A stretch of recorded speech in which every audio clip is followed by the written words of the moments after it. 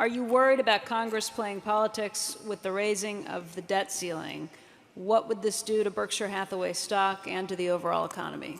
You mean if they didn't raise it? If they didn't raise it. Yeah. Right. Well, it would probably be the most asinine, act that Congress which ever performed. At one time in Indiana, back in the 1890s, I think they passed a bill. I know it was introduced. You can look it up on a search engine. They passed a bill to change the value of pi, the mathematical term pi, to an even 3, because they said it would be easier for the school children to work with. Well, that's the only bill I can think of that would give competition to a refusal to raise the debt ceiling. I mean, it's extraordinary. I mean, it really is extraordinary that with our deficit running, well over $100 billion a month, and all kinds of items that can be changed. I mean, having a debt ceiling to start with is a mistake. I mean, it doesn't. The United States of 2011 has a different debt capacity than the United States of 1911, and it's going to be a growing country, and we're going to have a growing debt capacity. That doesn't mean I think it's a great idea at all to have debt growing as a percentage of GDP, but to stick debt ceilings on so that these games get played and all the time that gets wasted and everything, and the amount of number of silly statements that you hear, and it just seems such a waste of time for a country that's got a lot of things to do. But in the end, they won't, in my view. There's no chance that they don't increase the debt ceiling, and I would love to see them, I'd love to see them eliminate the idea, because it results in these periodic kind of stalemate operations where everybody uses it for posturing purposes and everything of the sort. But the United States is not going to have a debt crisis of any kind as long as we keep issuing our notes in our own currency. The difference between being able to borrow in your own currency and having to borrow in another currency is night and day.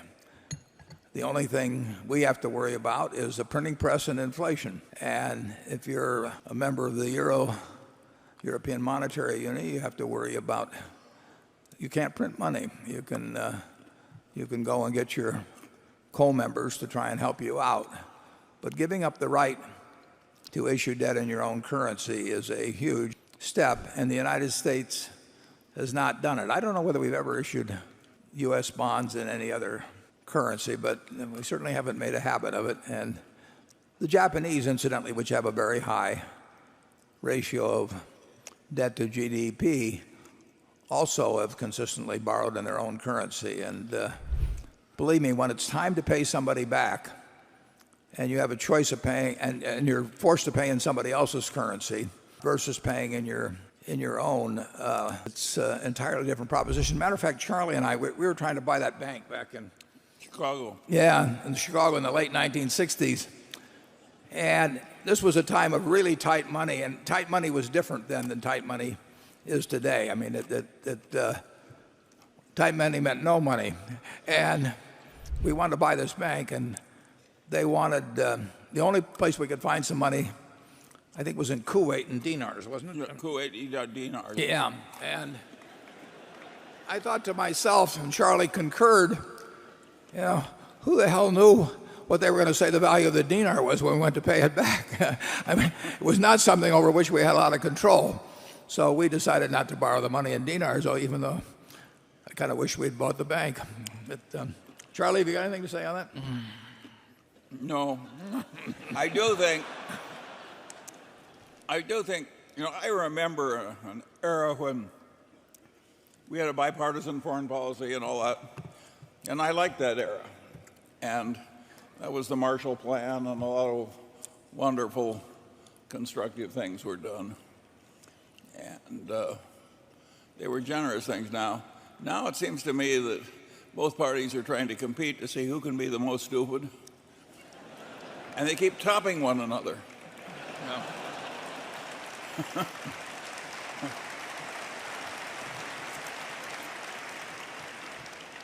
You can tell Charlie is a fellow who's always filed an accurate income tax form. He's not worried. 100 years from now, Warren and Charlie, what would each of you like to be remembered for? Old age. Yeah, I've heard Warren say that what he once said at his funeral is that's the oldest looking corpse I ever saw. I have a different saying that came down from one of my great-grandfathers. He wanted to be remembered for a fortune fairly won and wisely used. That's a pretty good system. Yeah, I would, if you really ask me, I'd probably like teacher. I enjoy teaching a lot. And some people think I do a little too much of the didactic stuff, but I like students coming and I benefited by some fabulous teachers, starting with my dad, but going on to Ben Graham, going on to Tom Murphy. I mean, there are lots of great teachers. So I would say that. I might point out that on Wilt Chamberlain's gravestone, I think it says, "At last I sleep alone," which.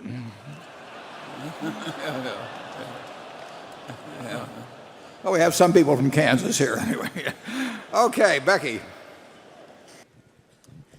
Charlie, I got several variations of this question, but this one comes from Peter Kerr in Waterloo, Canada. He says, could you please let us know a couple of the most important things you learned during the last year?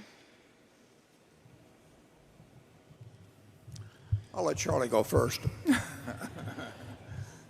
Well, I hate to admit this because I've ignored high tech all my life, but I actually read that book In the Plex about Google, and I found it a very interesting book. And here I am at my advanced age, and I find it interesting the way people have created these engineering cultures, which are quite peculiar and different from most of what we have at Berkshire. Will I ever make any use of this? I doubt it, but I certainly enjoyed learning it. And if I enjoy learning it, I regard it as important because I think that's what you're here for, is to go to bed every night a little wiser than you were when you got up. I'm just trying to hold my own, actually.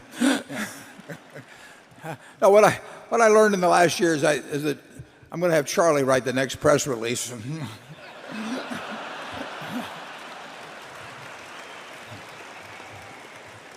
Warren, I approved that damn press release with no objections.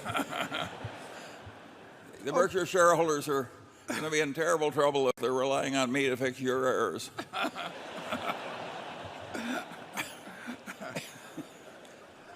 Okay, let's go to number 11. Mr. Buffett, hope you enjoyed your first trip to India. I sure did. Here's my question.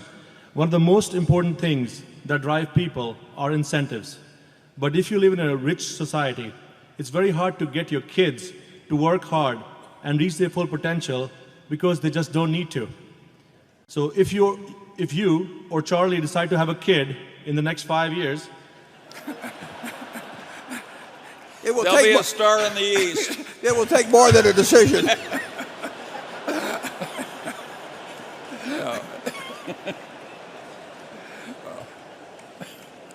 how would you incentivize him or her? I thought you were going to say, how would you?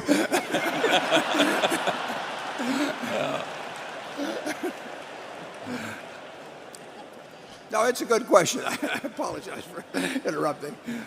How would you incentivize him or her to compete against the hungry and highly motivated kids from emerging markets like China, Brazil, Russia, or India?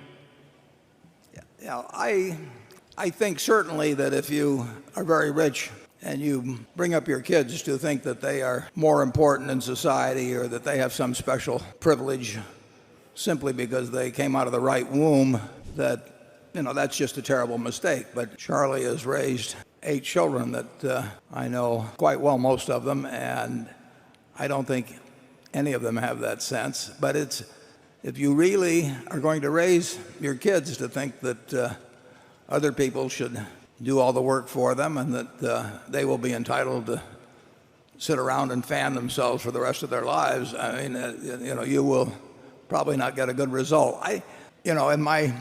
Charlie has been rich most of the time when many of his kids were growing up. Some of his kids were growing up. I've been rich while my kids were certainly when they got into high school and in college. But I don't think, I certainly didn't want to give them the idea that they were special just because their parents were rich. And I don't think you necessarily have to get a bad result or have children that don't have any incentives simply because their parents are rich. The one thing I don't think you want to give them an incentive to do is try and outdo their parents at what their parents happen to be good at.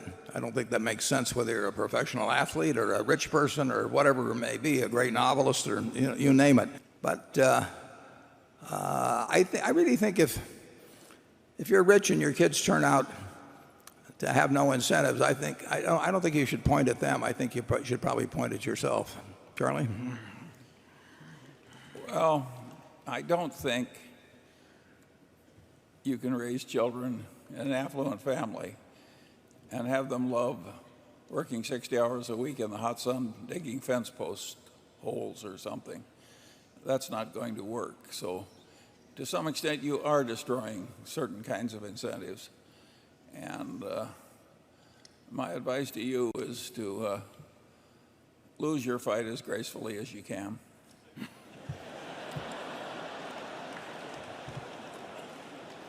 I'm not sure if you're poor, if you can get your kids to love the idea of working 60 hours a week. They may have to, but the kids that really get interested in something will work no matter how rich they are. But it's rare to have an Ajit-like intensity of interest. If you were a proctologist, you might not like your day as it went on and on. I think we better move along. Becky?